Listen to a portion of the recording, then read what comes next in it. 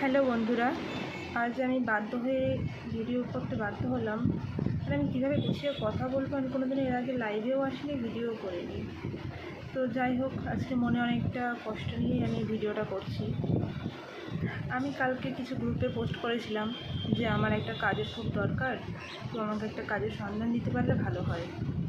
তো কিছু কিছু মানুষ আমাকে মেসেঞ্জারে এমন এমন কমেন্ট করে যে তোমার বর থাকতে তুমি কাজ করবে কেন, তোমার কাজের কী দরকার। আবার কেউ কেউ বলে কি যে তুই আবার কাজ করবি নাকি। তাই তোমাদেরকে বলতে চাই, আমি পোস্টটা ডিলিট করে দিয়েছি ঠিকই, আমার খারাপ লেগেছে, কিন্তু একটা গৃহবধূ কি পারে না কিছু টাকা ইনকাম করে তার স্বামীর পাশে দাঁড়াতে? নাকি সবসময় সে হাসি খুশি থাকে বলে মনে করে যে সত্যি সে খুবই ভালো আছে? যারা বেশি হাসি খুশি থাকে না, তাদের জীবনে অনেক অনেক অনেক কষ্ট থাকে, তাদের জীবনে সত্যি ঘটনা থাকে কোনো না কোনো। আমি কিছুদিন আগের একটা কথা বলছি। আজ থেকে 1 বছর আগে আমার বাবার হঠাৎ খুব শরীর খারাপ হয়। এখানে অনেক টাকা খরচা হয়ে গেছে ডাক্তার দেখিয়ে, তো কিছুতেই ভালো হয় না। তো আমার বাবা বাধ্য হয় তার দোকানটা বিক্রি করে দেওয়ার। তো বাবা দোকানটা বিক্রি করে আমি বাবাকে নিয়ে ব্যাঙ্গালোরে যাই ডাক্তার দেখাতে। সেখানে চিকিৎসা করার পর জানতে পারি যে আমার বাবার ফুসফুস নাকি 30% ড্যামেজ হয়ে গেছে। তো এখানে যদি আমি চিকিৎসাটা চালিয়ে যেতাম, জানি না আরও হয়তো ক্ষতি হয়ে যেত, রোগ তো ধরা পড়তোই না। কারণ এখানে 1-1.5 মাস আমি ডাক্তারের পিছনে টাকা খরচা করেছি, এমনকি কৃষ্ণনগরে নার্সিংহোমে পর্যন্ত ভর্তি থেকেছে আমার বাবা।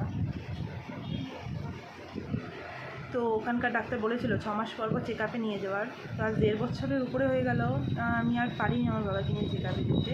এখানেই ডাক্তার দেখাই। এই তো পরশুদিন আমি কৃষ্ণনগরে ডাক্তার দেখিয়ে আসলাম, 4,000 টাকার ওষুধ দিয়েছে। তার 2 দিন আগে আমি আমার মাকে ডাক্তার দেখালাম। মানে আমার এখন এমন সময় যাচ্ছে, আমি আজকে মাকে নিয়ে ডাক্তারের কাছে যাচ্ছি, তো কালকে আমার বাবাকে নিয়ে যেতে হচ্ছে।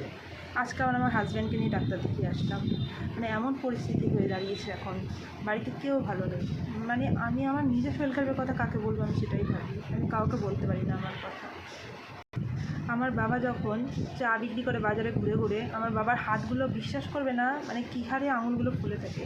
সেই হাত নিয়ে, 2 হাতের 2টো ফ্লাক্স নিয়ে আমার বাবা বৃষ্টি নেই, রোদ নেই, জল নেই, বৃষ্টিতে ভিজে ভিজে সারা বাজারে হেঁটে হেঁটে চা বিক্রি করে। সেগুলো আমি মেয়ে হয়ে দেখছি। এগুলো কম কষ্টের না?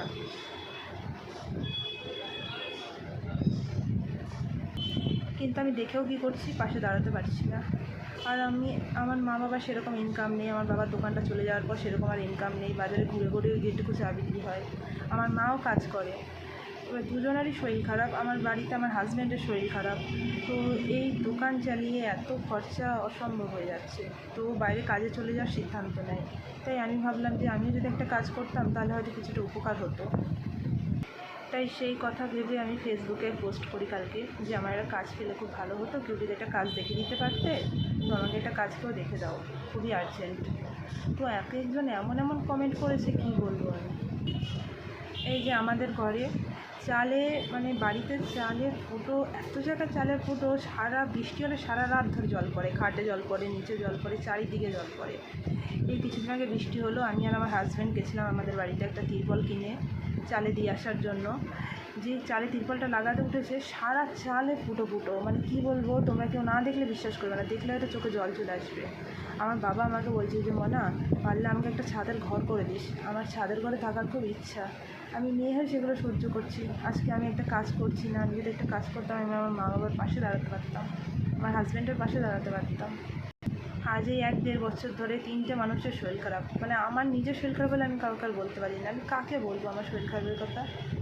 আজ আমি মাকে নিয়ে দৌড়াচ্ছি, তো কালকে আবার বাবাকে নিয়ে ডাক্তারের কাছে যেতে হচ্ছে, এই চলছে এখন। তো মানুষকে ভালো কমেন্ট না করতে পারবেন, দয়া করে এরকম খারাপ কমেন্ট করবে না, যাতে তার সত্যি খুব খারাপ লাগে। আজকে সত্যি আমার ভিডিওটা করার কোনো ইচ্ছা ছিল না, না আমি তোমাদের সাথে এগুলো কোনোদিন প্রকাশ করেছি, কিন্তু আজকে আমি বাধ্য হলাম ভিডিওটা করতে। মানে আমার এত খারাপ লেগেছে, আমি কী বলবো।